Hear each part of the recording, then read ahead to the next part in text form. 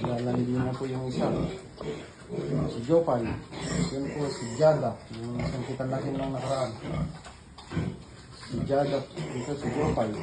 Huli siya. First na landi pa lang niya. Yun, nakapangalawa na. Ito nyo. Iba-iba po ang ugali ng baboy. Hindi sila pare-parehas kahit magkakapatid.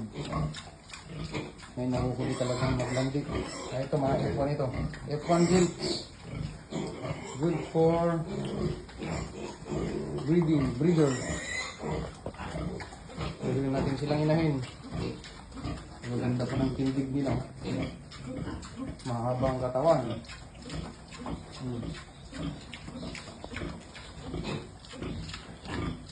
Lahi po ng landrace yung inahin.